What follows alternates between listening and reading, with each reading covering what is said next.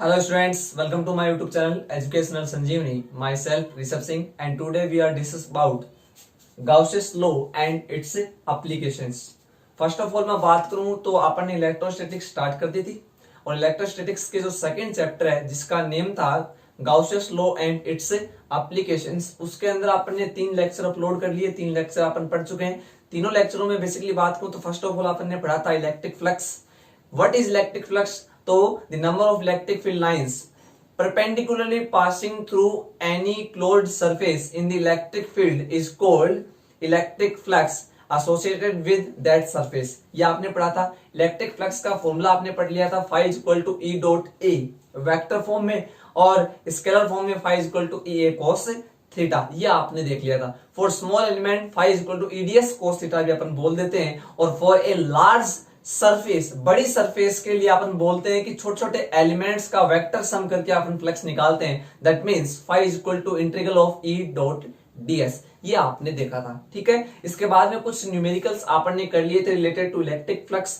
फिर अपन ने बात की थी कि जो चार्ज डेंसिटी है वो क्या होती है। कंटिन्यूअस चार्ज डिस्ट्रीब्यूशन पढ़ा अपन ने, types of continuous charge distribution पढ़ा, लैम्डा, रो एंड सिग्मा के बारे में अपन ने पढ़ा। लैम्डा इज इक्वल टू होता है Q upon L, sigma is equal to होता है Q upon A and rho is equal to होता है Q अपॉन V। ये आपने देख लिया था। तो ये अपना प्रीवियस पार्ट था जो मैंने आपको रिकॉल करवाया, दोबारा बताया। आज का जो अपना टॉपिक है वो है गाउसेस लॉ। इस टॉपिक को स्टार्ट करने से पहले मैं आपको एक बात बताऊंगा कि जो अपन ने कल एक एग्जाम्पल किया था, एग्जाम्पल नंबर 2.4, जो बहुत ज्यादा इंपॉर्टेंट था और उसमें बच्चों के कुछ दिक्कत आई थी। उसे दिक्कत नहीं बोल सकता, कुछ बच्चों के डाउट्स थे, वो मैं आपको क्लियर कर देता हूं। देखना, फर्स्ट डाउट था तो बच्चों का क्या कहना था वो आप देखना एक बार। कुछ स्टूडेंट्स कह रहे हैं कि जो आप वैल्यू पुट करते हो, जैसे जो नेट इलेक्ट्रिक फील्ड आया था वो ये आया था DE इज इक्वल टू ये आप लिख रहे थे कि DQ अपॉन नीचे थी distance, distance means R square plus x square, ये डिस्टेंस होगी। तो ये था DE, ये क्या था DE, और फिर था cos थीटा और यहां था 2, ये था। अब बच्चे क्या कह रहे थे, जैसे मैंने यहां पे DQ की वैल्यू पुट की थी लैम्डा इंटू DL। ठीक है, lambda into DL। First of all मैं बात करूं, जैसे आप जब DE फाइंड आउट करते हो तो आप लिखते हो DE equals to K DQ upon R square plus x square. This is the value of DE।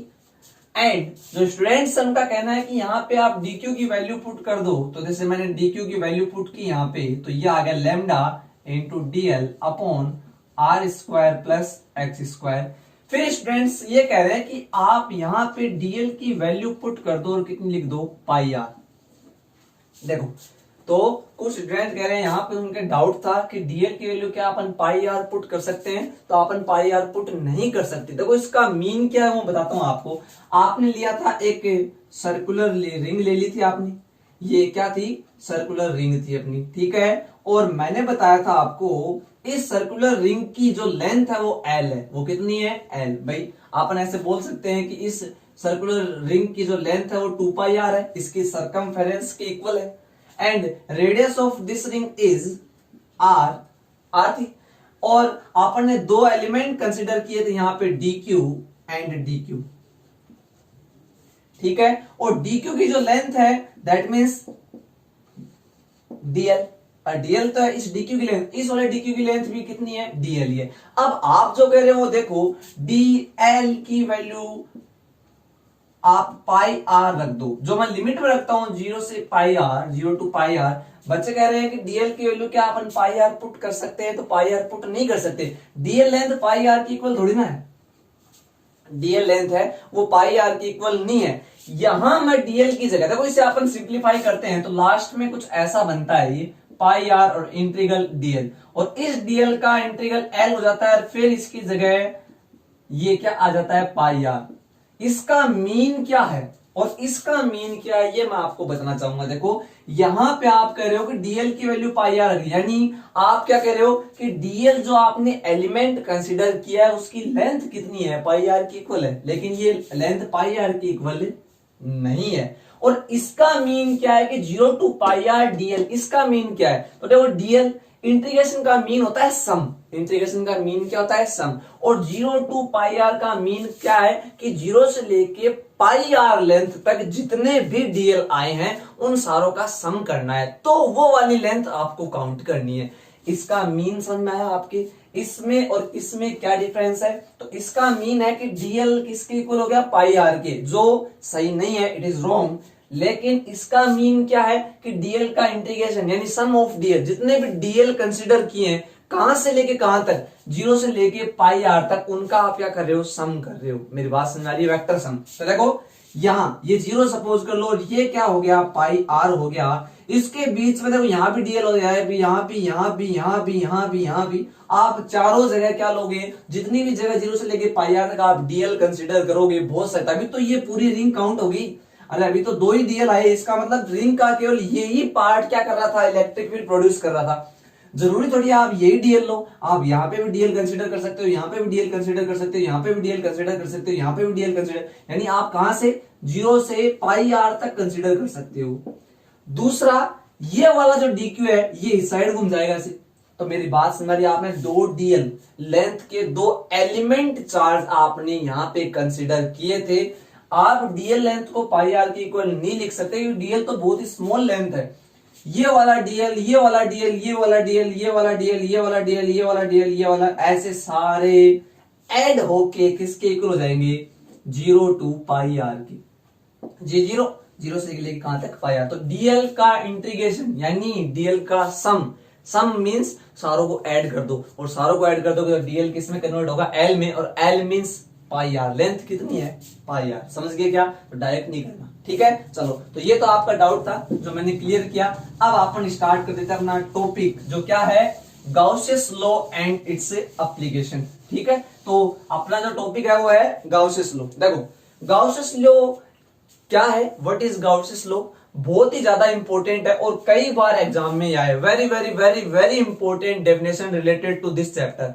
इस चैप्टर के है ना अंदर ये वाली जो डेफिनेशन है बहुत ज्यादा क्या है? इंपॉर्टेंट है। ठीक है, अब क्वेश्चन कैसे आएगा? Write the statement of Gauss's law. की गाउसियस लॉ का आपको क्या लिखना है? स्टेटमेंट लिखना है। तो देखो फर्स्ट ऑफ ऑल अपन बात कर लेंगे किसकी? स्टेटमेंट की। इसका जो स्टेटमेंट है वो अपन लिख लेते हैं।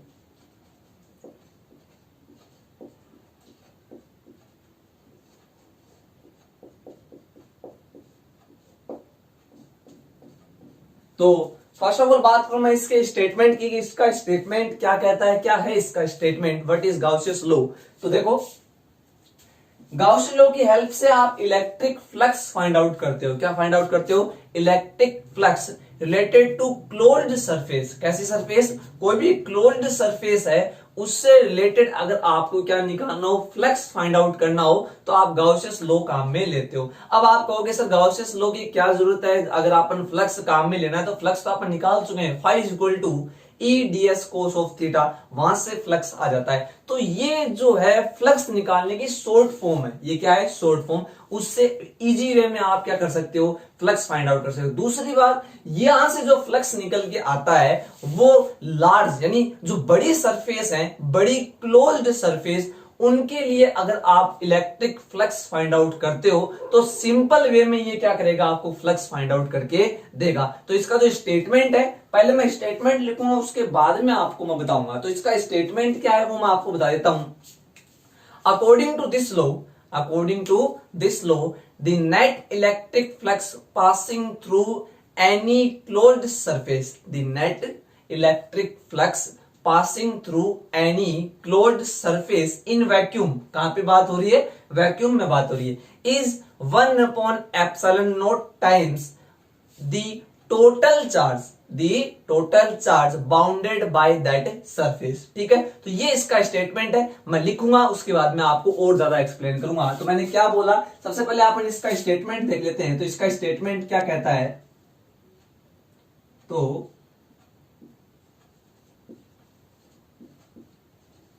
According to this law, according to this law,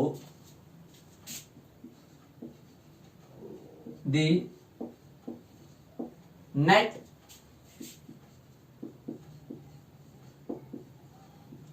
electric flux, the net electric flux passing through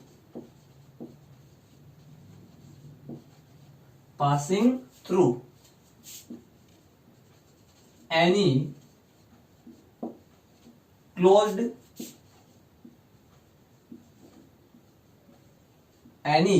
closed surface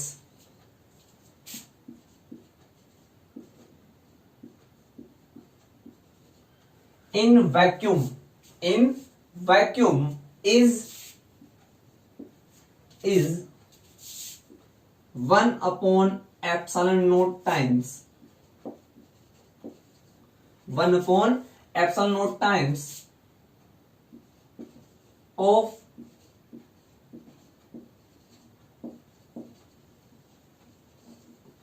total charge, 1 upon epsilon naught times of total charge bounded by that surface. This is a statement of Gauss's law. Gauss's law का जो statement है वो क्या है? According to this law the net electric flux passing through any closed surface in vacuum. कहां पे बात हो रही है? वैक्यूम. इसीलिए देखो क्या आ रहा है? Epsilon naught is 1 upon epsilon not times of total charge bounded by the surface. मतलब क्या है इस चीज का कि किसी भी क्लोज्ड सरफेस से बाउंड, जो क्लोज्ड सरफेस है ओपन नहीं है, सरफेस कैसे होनी चाहिए? क्लोज्ड. तो देखो ये वाली जो लाइन यहां पे आई है मैंने काम में लिए, बहुत ज्यादा इंपॉर्टेंट बन जाती है ये वाली. ठीक है कि जो सरफेस है वो कैसे होनी चाहिए? क्लोज्ड होनी चाहिए. अगर आपको गाउसियस लॉ अप्लाई करना है तो क्लोज्ड सरफेस काम में लेनी पड़ेगी. अगर क्लोज्ड सरफेस नहीं है तो आपको क्लोज्ड सरफेस बनानी पड़ेगी. समझ पा रहे हो? तो closed surface in vacuum, vacuum में वो किसके इक्वल होगा? टोटल चार्ज, उस जिस भी सरफेस से रिलेटेड आप फ्लक्स फाइंड आउट कर रहे हो उसके अंदर कितना चार्ज है वो निकाल लो, उसका कितना टाइम्स कर दो? 1 अपॉन एप्सिलॉन नॉट टाइम्स कर दो. वो क्या होगा? इलेक्ट्रिक फ्लक्स होगा. समझ पाए? तो देखो अब मैं इसके बारे में इसकी जो मैथमेटिकल फॉर्म है वो लिख देता हूं.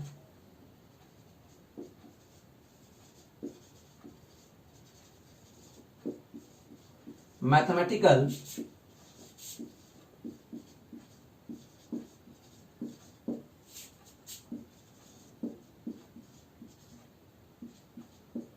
इसका जो मैथमेटिकल रिप्रेजेंटेशन है वो अपन देख लेते हैं. मैथमेटिकल रिप्रेजेंटेशन क्या होगा? इलेक्ट्रिक फ्लक्स दिख रहा है आपको? इलेक्ट्रिक फ्लक्स वो किसके इक्वल होगा? Total charge. अब देखो टोटल का मतलब क्या है? सम ऑफ चार्ज. टोटल जितना भी चार्ज हो, टोटल को अपन किससे रिप्रेजेंट करते हैं मैथमेटिक्स में? समेशन से. तो summation Q, that means total charge upon epsilon naught. This is the value of electric flux associated with closed surface. Closed surface से associated जो electric flux की वैल्यू होती है वो कितनी होती है? phi is equal to summation q upon epsilon naught. समझ पा रहे हो बात को? तो ये है इलेक्ट्रिक फ्लक्स, है ना, passing through any closed surface in vacuum. समझ गए भी बात को? ये कहां पे? वैक्यूम में. ठीक है. तो अगर 1 नंबर का क्वेश्चन आता है तो आप क्या लिखोगे स्टेटमेंट में? आपको ऐसा ही आएगा question, write the statement of Gauss's law. तो स्टेटमेंट लिखोगे, नीचे उसका मैथमेटिकल रिप्रेजेंटेशन लिखोगे, फिर यहां पे आप लिखोगे भी कि वेयर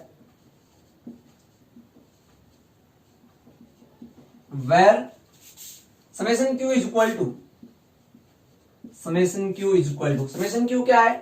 टोटल चार्ज,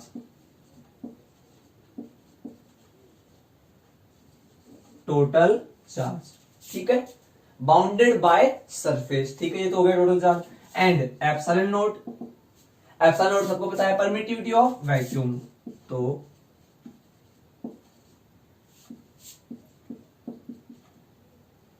परमिटिविटी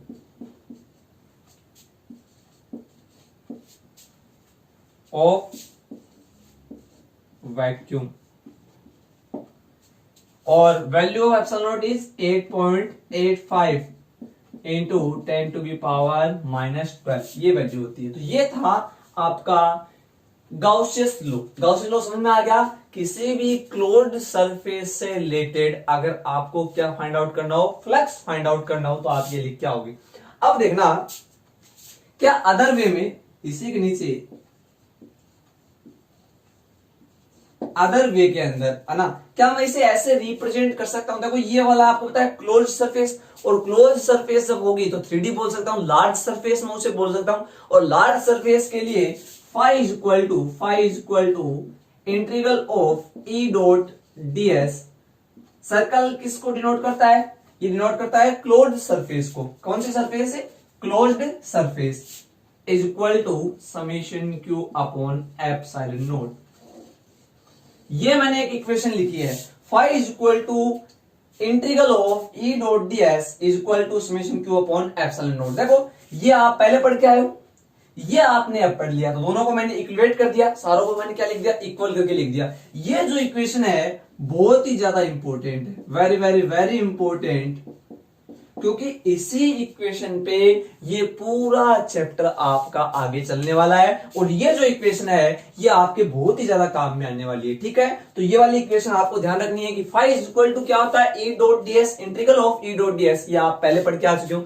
यहां गॉसियस लॉ कहता है phi is equal to summation q upon epsilon naught, where summation q is equal to total charge bounded by the surface and epsilon note is equal to permittivity of vacuum. तो ये हो गया आपका क्या? Gauss's law. समझ पा रहे हो बातों को? और ये इक्वेशन आपके लिए बहुत ज्यादा इंपॉर्टेंट।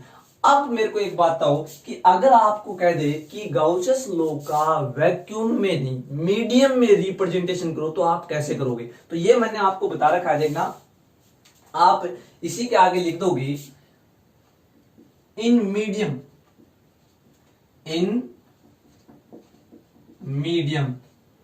हाँ, मीडियम के केस में इसका रिप्रेजेंटेशन कैसे होगा? मतलब क्या है? If the surface is in the medium of dielectric constant epsilon R. इसका मतलब क्या है कि अगर जो सरफेस है वो कहां पे हो? किसी मीडियम के अंदर हो जिसका डाइलेक्ट्रिक कांस्टेंट कितना है? एप्सिलॉन आर है। तब ये वाली इक्वेशन यानी गॉसियस लॉ का रिप्रेजेंटेशन कैसा होगा? देखो क्वेश्चन भी बन सकता है यहां से, what is the mathematical representation of Gauss's law in medium.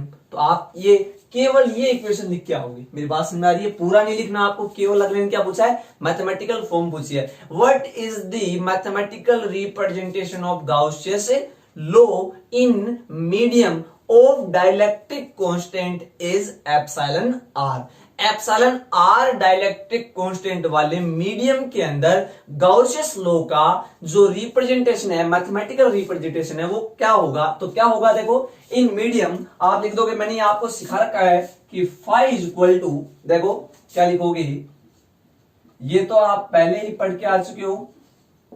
Circle denote करता है किसको? क्लोज सरफेस को। तो गॉसियस लॉ कहता है summation q upon epsilon nought नहीं आएगा, क्या आएगा? एप्सिलॉन आएगा। क्यों? Where epsilon is the permittivity of medium. क्या? Permittivity of medium. और इसी को आगे कैसे लिखा जा सकता है? तो और लगा के इसी को अपन क्या लिख सकते हैं? तो देखो फाई इज इक्वल टू, ये भी मैंने आपको बता रखा है, ई dot ds summation q upon, मैंने बताया आपको एप्सिलॉन नोट को किससे मल्टीप्लाई कर दोगे? एप्सिलॉन आर से। तो epsilon nought and epsilon r, this is the mathematical representation of Gauss's law in medium. तो जब क्वेश्चन आएगा तो देखो क्वेश्चन बता देता हूं, what is the mathematical representation of Gauss's law in medium of dielectric constant epsilon r. तो आपको क्या करना है? ये लिखना है, फिर ये लिखना है, और नीचे क्या लिखोगे? वेयर लगा के जरूर चीजें लिखोगे। Where summation q is equal to ये, epsilon note is equal to ये, epsilon r is equal to ये। समझ गए बात को? तो ये था आपका मीडियम में गॉसियस लॉ का रिप्रेजेंटेशन, और ये था आपका कहां? ये भी मीडियम में आपके जो गॉसियस लॉ उसका रिप्रेजेंटेशन है, लेकिन ये आपका वैक्यूम में। समझ गई बात को? तो ये था आपका छोटा सा टॉपिक गॉसियस लॉ, जिसकी हेल्प से अपन इलेक्ट्रिक फ्लक्स फाइंड आउट करते हैं उन सरफेस के लिए जो कैसी होती है? क्लोज्ड होती है। तो क्लोज्ड सरफेस के लिए अपन ऐसे इस इजी वे में क्या कर पाएंगे? फ्लक्स की वैल्यू फाइंड आउट कर पाएंगे। लेकिन ध्यान रहे फ्लक्स के अंदर देखो मैंने लिखा है क्या? Bounded by the surface. Surface के अंदर कितना चार्ज है केवल वो ही आपको कंसीडर करना है, बाहर कुछ भी पड़ा हुआ हो। ठीक है, अब एक मैं क्वेश्चन आपको करवा देता हूं। ठीक है, जो क्वेश्चन अपना 2019 के अंदर आया था, छोटा क्वेश्चन, अच्छा क्वेश्चन था, और ऐसे क्वेश्चन बहुत बार आ जाते हैं, तो वो क्वेश्चन अपन देख लेते हैं।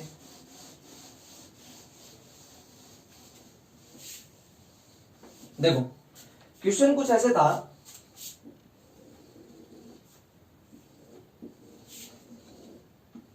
ये, ठीक है, और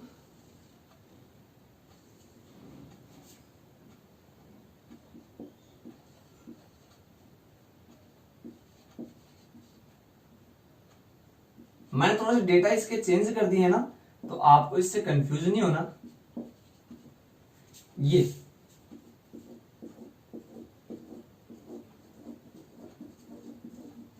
ये देखो, आपको क्वेश्चन कह रहा था कि आपके पास एक क्या है, क्लोज्ड सरफेस है जिसके अंदर चार्ज की वैल्यू गिवन है, पॉइंट ए बी और सी पे आपको चार्ज दे रखा है। ठीक है, आपको इलेक्ट्रिक फ्लक्स फाइंड आउट करना है, कहां पे, केवल इस शेडेड पार्ट के अंदर। जो शेडेड पार्ट है आपका, उसी पार्ट में आपको क्या निकालना है, इलेक्ट्रिक फ्लक्स निकालना है। अब दो चार्ज यहां भी दे रखे थे,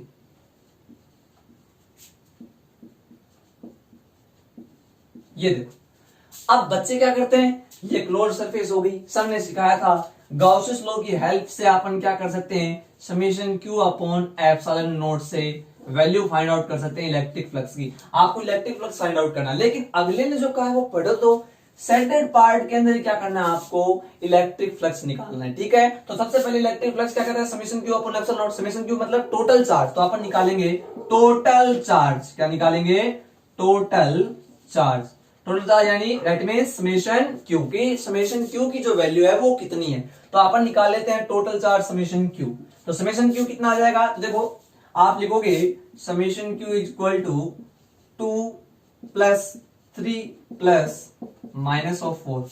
यहां पे ये वाला 3 कूलम और ये वाला 1 कूलम है, वो काम में नहीं आ रहा है। मेरी बात समझ, और क्यों नहीं आ रहा है, क्योंकि अगला बोल रहा है शेडेड पार्ट से एसोसिएटेड फ्लक्स फाइंड आउट करना। तो आप यहां लिखोगे total electric charge bounded by shaded part summation Q is equal to. ठीक है, तो ये आ जाएगा आपका समेशन क्यू की वैल्यू क्या आ जाएगी, बोलो 2 plus 3 5 minus 4 that means 1 microcoulomb. और 1 माइक्रोकूलम को रिप्रेजेंट कर सकते हैं 1 into 10 to the power minus 6 coulomb. Micro को किसमें कन्वर्ट कर दिया, आपने कन्वर्ट कर दिया किसमें, पावर में, तो 10 टू द पावर माइनस 6। अब आप वैल्यू निकाल सकते हो कि phi is equal to electric flux associated with that surface, that mean phi is equal to summation Q की जगह आ जाएगा 1 into 10 to the power minus 6 upon epsilon naught की जगह 8.85 into 10 to the power minus 12। ये divide कर दो और ये आपके आंसर निकल आएंगे। तो ये मैंने छोटा सा एक एग्जांपल करवाया, आपको प्रॉपर वे में भी मैं आपको करवाऊंगा ही, तो समझे। ये था इलेक्ट्रिक फ्लक्स निकालना, किसकी हेल्प से, गाउस लॉ की हेल्प से। टोटल चार्ज निकालो, एप्सिलॉन नॉट से डिवाइड कर दो, आपका फ्लक्स आ जाएगा। ठीक है, थैंक यू।